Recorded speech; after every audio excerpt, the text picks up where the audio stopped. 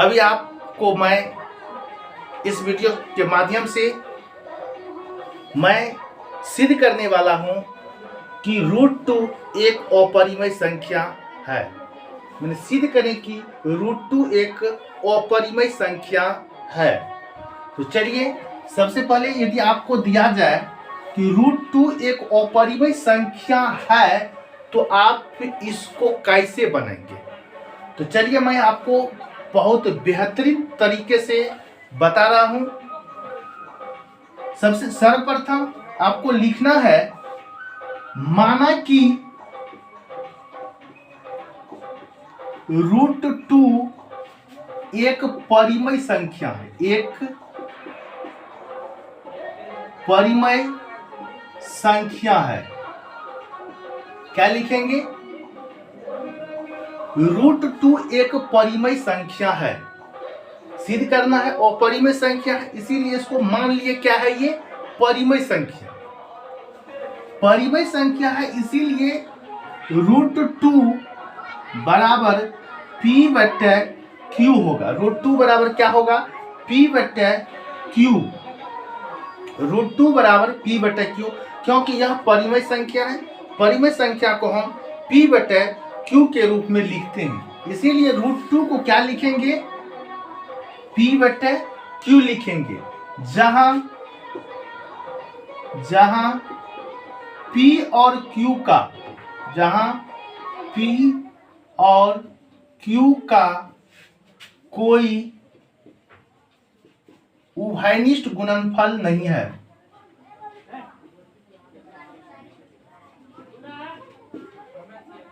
उभयनिष्ठ गुणनफल नहीं है। गुणनफल नहीं है।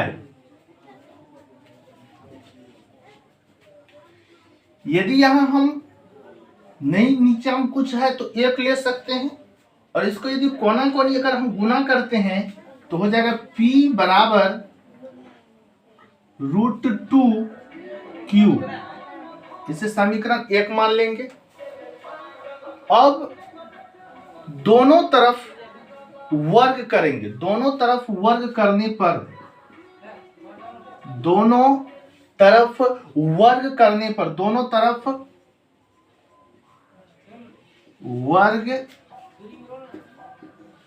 करने पर, दोनों तरफ वर्ग करेंगे तो यह क्या हो जाएगा? P है तो P² हो जाएगा, और इसका होल स्क्वायर करेंगे।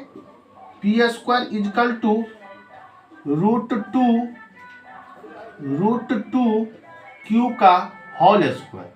यहां से आ जाएगा P² बराबर √2 का स्क्वायर यदि करेंगे तो यह 2 हो जाएगा। रूट हट जाएगा, क्या हो जाएगा? 2 होगा, Q² हो जाएगा। इसे मान लेंगे समीकरण 2।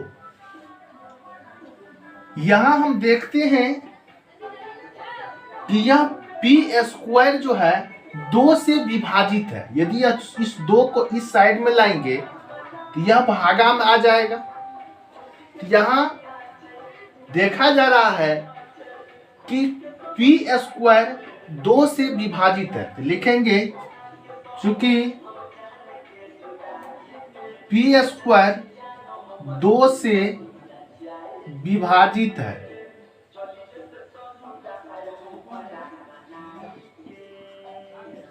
विभाजित है, इसीलिए यदि P² 2 से विभाजित है तो P भी 2 से विभाजित होगा।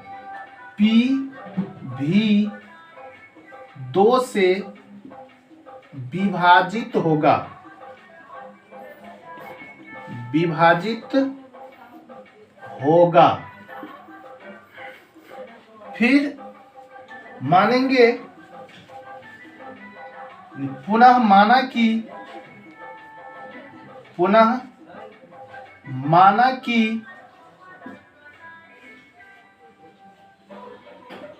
P बराबर 2R, P बराबर 2R मानेंगे। यदि √2 सिद्ध करना हो तो P बराबर 2R मानेंगे। यदि √3 सिद्ध करना हो तो p बराबर 3r मानेंगे। इसी तरह से यदि √5 को अपरिमेय संख्या सिद्ध करना हो तो p बराबर 5r मानेंगे। तो p बराबर 2r। अब इस p के मान को समीकरण 2 में रखना। समीकरण 2 में p का मान रखने पर, समीकरण 2 में p का मान रखने पर,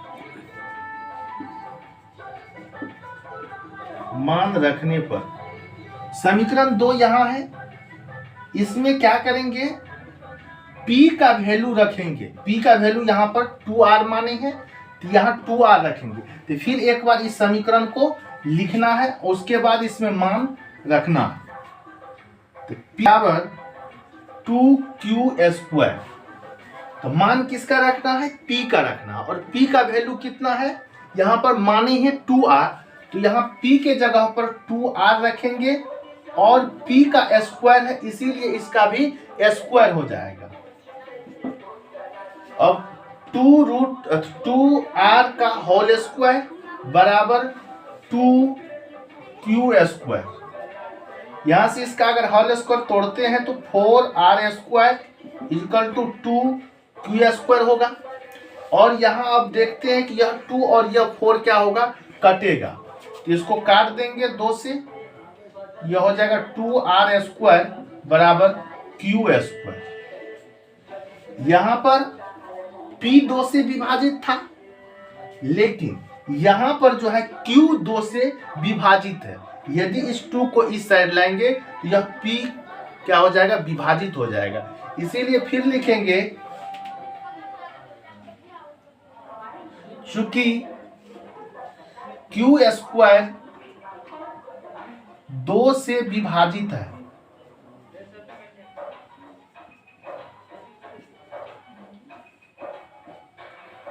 q² 2 से विभाजित है, इसीलिए q भी 2 से विभाजित होगा। इसीलिए q भी 2 से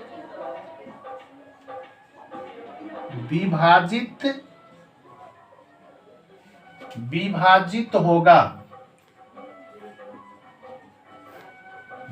होगा।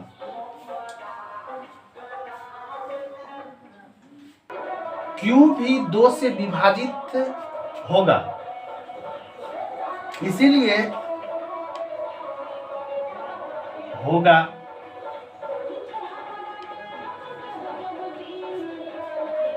यहां p भी 2 से विभाजित है और q भी 2 से विभाजित है। इससे स्पष्ट हो जाता है कि p और q का उभयनिष्ठ गुणनफल 2 है। लेकिन हम माने थे यह एक परिमेय संख्या है और इसका कोई उभयनिष्ठ गुणनफल नहीं है। लेकिन इससे ये जो विभाजित हो रहा है q और p, इससे स्पष्ट हो जाता है कि p और q का उभयनिष्ठ गुणनफल 2 है। इसीलिए √2 एक परिमेय संख्या नहीं होकर के यह अपरिमेय संख्या होगा। यह अपरिमेय संख्या होगा, अपरिमेय संख्या होगा PVD।